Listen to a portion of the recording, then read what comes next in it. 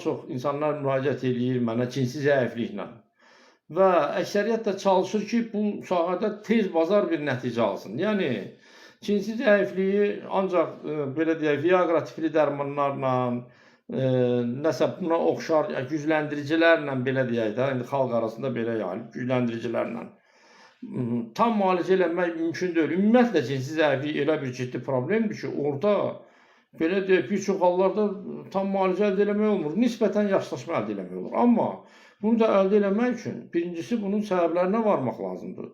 Yəni, hə, zəifçiliyin var, mənə gücləndirici ver, bu müalicə deyil. Başa düşdünüzmü? Zəifləmiş xəstəni gücləndirmək olmaz. Sonra belə bir məsələ ilə yaxınlaşırlar. Şəxsin infeksiyası var, 2 dənə mikrobu var. Deyir, yox, qoy bu mikroblar qalsın qıraqda, sən mənə gücləndirici yaz.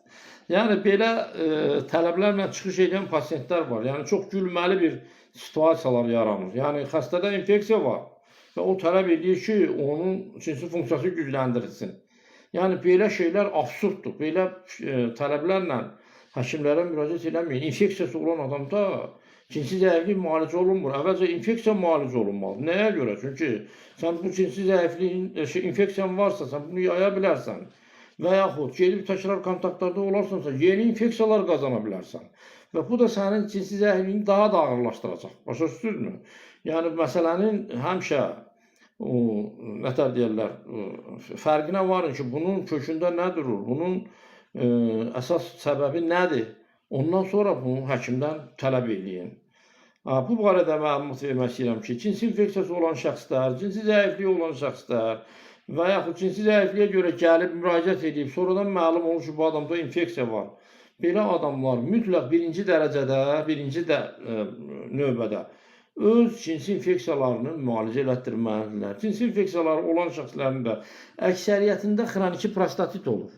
Çünki bu infeksiya prostatit yaradır. Prostatit düzdür, başqa səbəblərdən də yaranır. Amma infeksiya özü də bu işi ağırlaşdırır və onun baş verməsini sürətləndirir. Və xroniki prostatitlər də çox hallarda cinsi zəifliyin yaranmasının əsas səbəblərindən biri olur.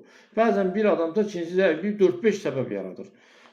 İnfeksiyası var, prostatiti var, nə bilim mən, oradan elə